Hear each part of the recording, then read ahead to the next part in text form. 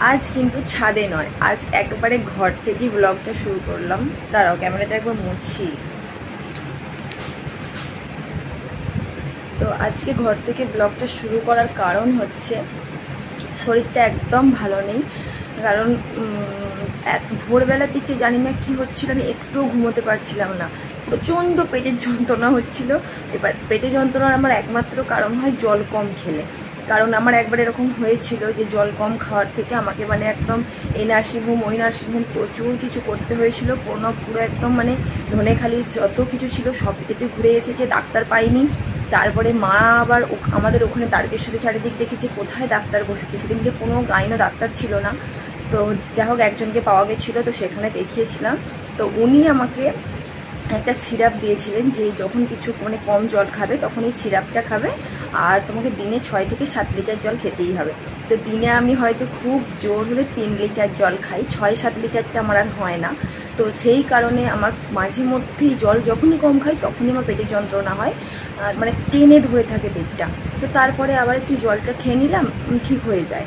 এরকম আবার সিরাপটা মাঝে মাঝে শেষ হয়ে গেলে তখন প্রবলেম হয়ে যায়, তখন আবার সিরাপটার জন্য এদিক ওদিক করতে হয়। নাহলে সিরাপটা একটু জলে গুলে খেয়ে নিলে ঠিকঠাক হয়ে যায়।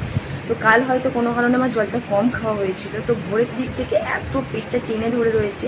উঠলাম, উঠে কিছুক্ষণ হাঁটাচলা করলাম, তো কিছুতেই কিছু নয়। আমি তো বুঝতে পারছি কেন হয়েছে। প্রণব ঘুমাচ্ছে, নাইট করে এসে সেই তুলতেও পারছি না।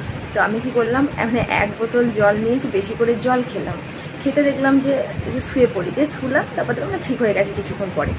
তো সেই জন্য আমার ভালো লাগছে না। ভোরের দিকে প্রায় অনেকক্ষণ ঘুম হয়নি পেটে যন্ত্রণার চক্করে, তো একটু ঘুমিয়েও গিয়েছিলাম আজকে সকালের দিকে, উঠতেও দেরি হয়ে গিয়েছে।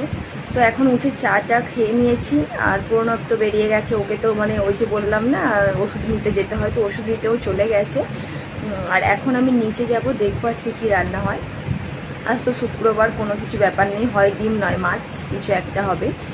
তো নিচে যাই, গিয়ে ঝটপট রান্না করি। একদম ভালো লাগছে না শরীর, মানে তাড়াতাড়ি রান্না করে উপরে এসে শুয়ে পড়তে পারলে আমি বেঁচে যাই, এরকম একটা ব্যাপার। তো যাই এখন আগে নিচে রান্না করি।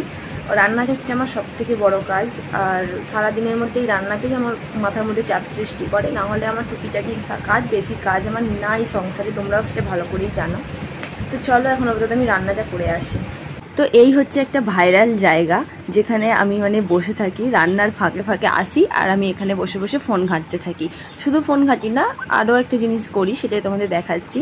মানে রান্না ধরো কিছু একটা সিদ্ধ করতে চাপালাম, এখানে এসে বসবো, কিছু একটা ভাজা চাপালাম, এখানে এসে বসবো। মানে এখানটা আমার যে দারুণ জায়গা, সিঁড়িটা, সব সময় আমি এখানেই এসে বসতে থাকি যতক্ষণ আমি রান্না করি ততক্ষণ। আর এই যে ঠাকুর ঘরটা আছে না, মানে আমি যেদিকে মুখ করে আছি, এই যে দেখতে পাচ্ছি ঠাকুর ঘর যে জানলা, এইখান দিয়ে আমি রাস্তার লোকজন দেখি যে কে যাচ্ছে কে আসছে। আর দেখো আমাকেও দেখা যাচ্ছে যে সিঁড়ির ধাপেতে দেখো আমি বসে আছি, এইরকম আর কি, মুখোমুখি দেখতে থাকি।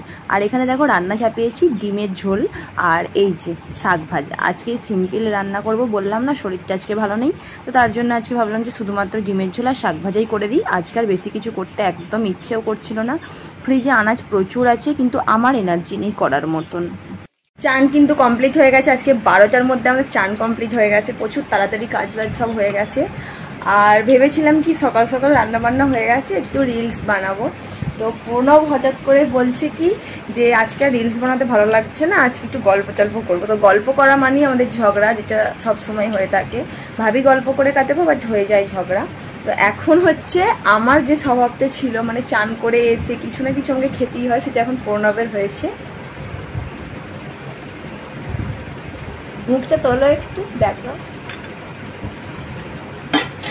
এখন জিলিপি খেতে বসেছে। এই খাওয়া খাইনি আমাদের একটু ঝগড়া হয়ে গেছে, সেই জন্য মুখটা করে আছে। তো চলো এখন বাজছে হচ্ছে 1:45, 1:45টাও নয়, আর আরও বেশি, 12:35। খেতে যাবো 1টায়, এখন অনেকটা সময়, এর মধ্যে হয়তো এমনই ঝগড়া হবে, মারপিট লেগে যেতে পারে আমাদের মধ্যে। আসতে দাও। তো ঠিক আছে চলো এখন মতো রাখি।